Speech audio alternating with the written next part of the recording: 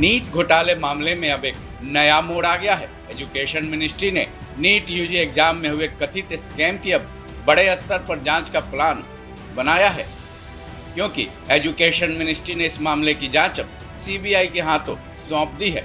इस फैसले को लेने से पहले एग्जाम में ट्रांसपेरेंसी की समीक्षा की गई, जिसके बाद यह फैसला लिया गया कि अब इस मामले में बड़े स्तर पर जांच होनी चाहिए। इसी समीक्षा के आधार पर नीट पेपर लीक के कथित जांच की जिम्मेदारी अब सीबीआई के हाथों सौंप दी गई है, जिसके बाद अब उम्मीद है कि सीबीआई इस मामले की परत दर परत सारे छुपे हुए राज सामने लाएगी। इससे पहले भी सरकार ने नीट परीक्षा के कथित इस स्कैम के मामले में शुक्रवार की रात को ही एक बड़ा कदम भी उठाया था। केंद्र सरकार ने फ्यूचर में ऐसे स्कैम को रोकने के लिहाज से सार्वजनिक परीक्षा अधिनियम 2024 का नोटिफिकेशन जारी किया था, यानी कि एंटी पेपर लीक कानून का नोटिफिकेशन जारी किया था।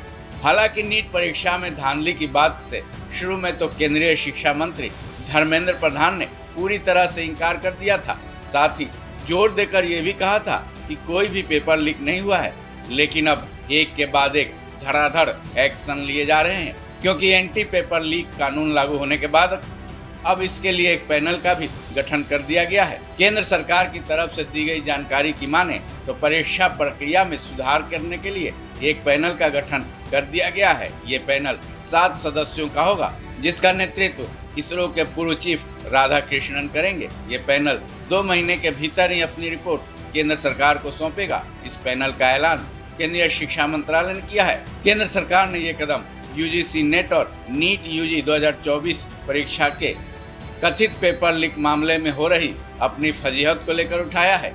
इस बारे में शिक्षा मंत्रालय की तरफ से एक ट्वीट भी किया गया है, जिसमें लिखा गया है, शिक्षा मंत्रालय ने परीक्षाओं के पारदर्शी, सुचारू और निष्पक्ष संचालन को सुनिश्चित करने के लिए इसरो के पूर्व अध्यक्ष और आईआईटी कानपुर के बोर्ड ऑफ गवर्नर्स के अध्यक्ष डॉक्टर के राधाकृष्णन की अध्यक्षता में विशेषज्ञों की एक उच्च स्तरीय समिति का गठन किया है। समिति परीक्षा प्रक्रिया के तंत्र में सुधार, डेटा सुरक्षा प्रोटोकॉल में सुधार और एनटीए की संरचना और कार्य प्रणाली पर सिफारिशें करेंगी। ये समिति 2 महीने के भीतर मंत्रालय को अपनी रिपोर्ट सौंपेंगी। गौरतलब है कि नीट यूजी की परीक्षा 5 मई को आयोजित की गई थी, जिसमें तकरीबन 24 लाख छात्रों ने हिस्सा लिया था।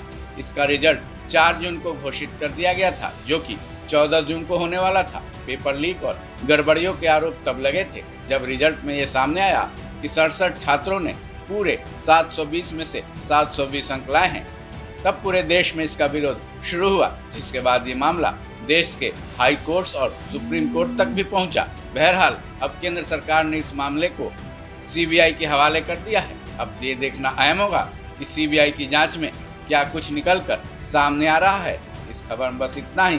बाकी अपडेट्स के लिए जुड़े रहें वन इंडिया हिंदी के साथ।